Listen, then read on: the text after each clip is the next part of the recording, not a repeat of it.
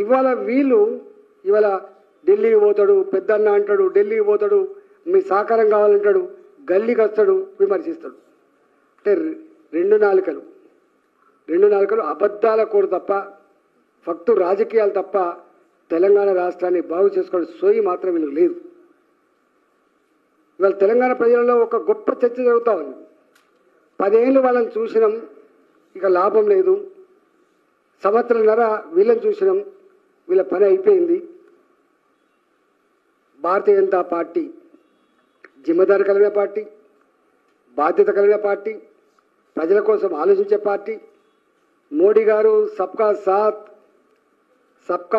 సబ్కా వికాస్ సబ్కా ప్రయాస్ అని అయితే అంటుండో, ఇవాళ రాష్ట్రాల అభివృద్ధిలోనే దేశ అభివృద్ధి ముడిపడి ఉందని చెప్పి మోడీ గారు భావిస్తుండో, ఇక్కడ కూడా మోడీ గారి నాయకత్వంలో భారతీయ జనతా పార్టీ అధికారానికి వస్తేనే సాధ్యమైందని చెప్పి భావిస్తూ ఉన్నారు. కాళేశ్వరం ప్రాజెక్టులో జరిగిన అవకతవకల్ని బయటికి తీయడానికి ఇస్తున్నారా, ఇలా బదనాం చేసి మరో రాజకీయ లబ్ధి కోసం ప్రయత్నం చేస్తుందా? మీకు దమ్ముందా అని చెప్పి మేము ఛాలెంజ్ చేసినాం. మీకు చేత కాకపోతే సిబిఐకి అప్పచెప్పండి, విచారణ మేం చేస్తామని చెప్పినాం. భారతీయ జనతా పార్టీ ఎక్కడ అన్యాయం జరిగినా, దుర్మార్గాలు జరిగినా సహించే పార్టీ కాదు. మా పార్టీ ఇప్పటికే చాలాసార్లు చెప్పింది, రేపు కూడా తప్పకుండా మేము చెప్తాం. రెండవది నేను ఒక్కటే, ఈ గవర్నమెంట్ ఎన్ని రోజులు చేస్తావు నువ్వు? ఇట్లా 24 అవర్స్లో చెట్టుకేసినావు, నువ్వు రోజులు చెట్టుకేసినావు. ఎలా సంవత్సరాలు గడిచినా కూడా దిక్కు లేదు. మీరు అనేకం వేసిండ్రు, ఈ ఒక్కటే కమిషన్ కాదు, ఇంతకుముందు కూడా వేరే వాటి మీద కూడా వేసిండ్రు. ఏ ఒక్క దాని మీదైనా మీరు యాక్షన్ తీసుకున్నారా? ఫోన్ టాపిక్ ఉంది, ఏం చేసిండ్రు మీరు? ఇంకొక స్కీమ్లో జరిగిన అక్రమాల గురించి చేసిండ్రు, ఏం చేసిండ్రు మీరు? దేని మీద తీసుకుంటారు మీరు? దీన్ని బట్టి అర్థమవుతుంది అసలు మీకు కేవలం అంటే బయటికి మాత్రం కొట్లాడుతున్నారు కనపడుతుండ్రు, లోపల ఏం అగ్రిమెంట్ జరిగిందని చెప్పి మేము అడుగుతాను. సీఎం అంటే తెలంగాణకి ఎవరు? తండ్రి స్థానంలో ఉన్నటువంటి వాడు. మరి అలాంటి దానికి ఈరోజు రాష్ట్రం మొత్తం స్పందించాలి. కానీ ఈరోజు పార్టీ వర్గం అంతా ముఖ్యమంత్రి గారికి మేమందరం కూడా విధేయులుగా పనిచేయాలి. మరి ముఖ్యమంత్రి గారికే అంటే మేము ఎట్లా చూస్తూ ఊరుకుంటాం? మా అధినాయకుడిని, మా ముఖ్యమంత్రిని, తెలంగాణ 4 కోట్ల మంది ఇచ్చినటువంటి ఆశీర్వాదంతో కూర్చున్నటువంటి రేవంత్ రెడ్డి గారిని బేవర్స్గా మాటలు ఎవడు పడితే వాడు ఏం పడితే అది మాట్లాడడానికి రాజ్యాంగం మనకి ఇచ్చినటువంటి ఇదా?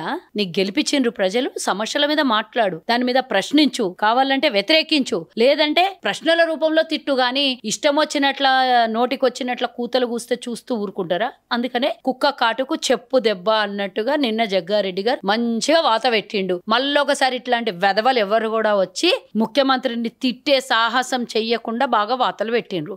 దానికి ఎవరమైనా అతీతులం కాదు. ముఖ్యమంత్రిని తిట్టడానికి ఎవరం కూడా మనకు ఉండొద్దు కూడా. అది అసలుకి గతంలో కేసీఆర్ మాట్లాడినటువంటి మాటలకు మనం అందరం మాట్లాడినాం. ఇప్పుడు రేవంత్ రెడ్డి మీద విరుచుకుపట్టేటంత ధైర్యం నీకు ఎందుకు చేసినావు?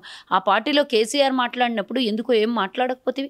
ఈరోజు రేవంత్ రెడ్డి మీద నువ్వు చేసిన దరిద్రాన్నే ఈరోజు గుడుస్తున్నాం. నువ్వు కేసీఆర్ చేసిన దరిద్రం అది. ఆడ అయిపోతుంది, ఖజానా ఖాళీ అయిపోయిందని బయటికి వెళ్ళినావు. నేను యజమాని అని చెప్పుకున్నావు, ఆడ లాద్దని పంపించను, బయటికి వచ్చినావు. ఈరోజు బీజేపీలో పోయి నాదే అజమాయిషి చెల్లించాలి, నేనే అధ్యక్షుని కావాలి, 4 వర్గాల ప్రజలందరూ 4 వర్గాలు 5 వర్గాలుగా చీరిపోయిన బీజేపీని ఈరోజు తట్టుకోలేక బయటకు వచ్చి ఆ ప్రెస్టేషన్లో రేవంత్ రెడ్డి గారిని తిడితే చూసుకుంటుంటావా? మీ వాళ్ళని తిట్టు, నిన్ను ఎవడైతే అడ్డుకుంటుండో అధ్యక్షుని కాకుండా వాళ్ళని తిట్టి ఇష్టం వచ్చినట్ల.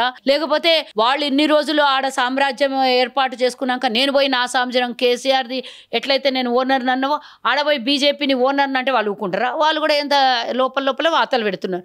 ఆ ప్రెస్టేషన్లో బయటకు వచ్చి రేవంత్ రెడ్డి గారిని తిడుతున్నారు. ఎవరు తిట్టాలనో తెలియక వాళ్ళు ఏదో చదివిన బీజేపీ వాళ్ళని తిడితే తన్నే ఎలా కొడతారు. బీఆర్ఎస్ వాళ్ళు తలుపులు డోర్లు క్లోజ్ చేసిండ్రు. ఇంకెవరిని ఏమన్నా అనాలనంటే ఎవరి మీదన్నా చూపించాలి కదా. కాబట్టి ఈయన మా మీద విరుసుగుపడి గొడవ చేస్తే బీజేపీ వాళ్ళు యాక్సెప్ట్ చేస్తారేమో అనుకుంటారు. పొర్రపాటున గిట యాక్సెప్ట్ చేసి కేంద్రము ఈయనకు అధ్యక్ష పదవి ఇస్తే ఉన్న వాళ్ళందరూ బయటికి వెళ్ళిపోతారు. బీజేపీలో పనిచేసిన వాళ్ళు, జెండా మోసిన వాళ్ళు, ఆర్ఎస్ఎస్లో ఉన్నటువంటి వాళ్ళు, భావజాలాలు ఉన్న వాళ్ళందరూ పారిపోతారు. అది తెలుసు ఆయనకి. అయితే ఇమిడలేక మింగలేక సావలేక కక్కలేక కుడిదిలో పడ్డ ఏమంటారు అది కప్పలాగా కొట్టుకొని చేస్తున్న ఈటెల రాజేందర్ ఏం చేయాలనో తట్టుకోలేక మొన్న ఈ మధ్యన ఈయన అనుచరులు పోయి బండి సంజయ్ అనుచరులు ఇద్దరు కొట్టుకొని చచ్చారు. చూసినావు కదా. గట్ల వాళ్ళ లోపల వాళ్ళకి ఇముడత లేదు, వాళ్ళ లోపల వాళ్ళకి ఐక్యత లేదు, సఖ్యత లేదు. వాళ్ళ ప్రెస్టేషన్ వచ్చి మా రేవంత్ రెడ్డి గారి మీద తీస్తున్నాడు. అంటే రేవంత్ రెడ్డి గారి మీద తీస్తే ప్రజల మీద ప్రేమతోని అన్నా అనడానికి ఆ విధంగా తీస్తున్నాడు.